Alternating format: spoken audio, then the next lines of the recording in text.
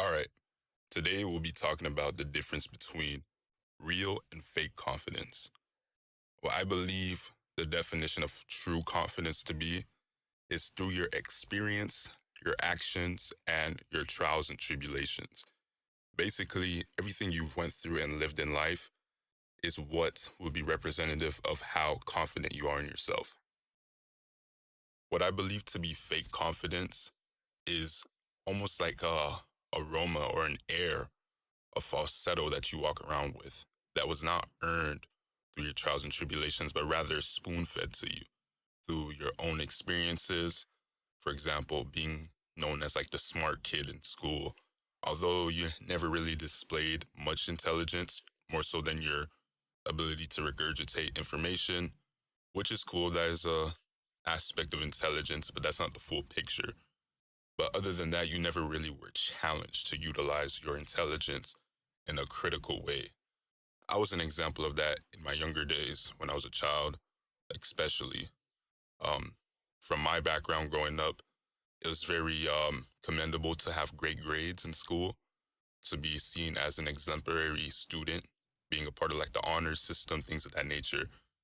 And teachers will always regard me as like very smart. I'd always get told that all the time by like other students.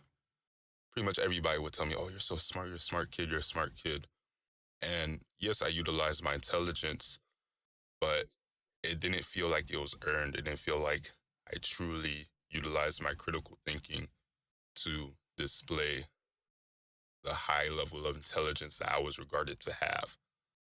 And in an instance where I was shown that I did not have or possess that high level of intelligence I was led to believe to have, it was when we were doing basically like a critical thinking exam in which I ended up having like one of the lowest scores out of everybody.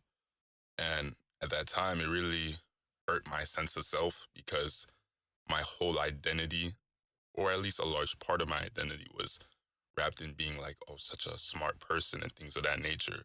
So how could I not have made, you know, this excellent score that everybody expected me to have?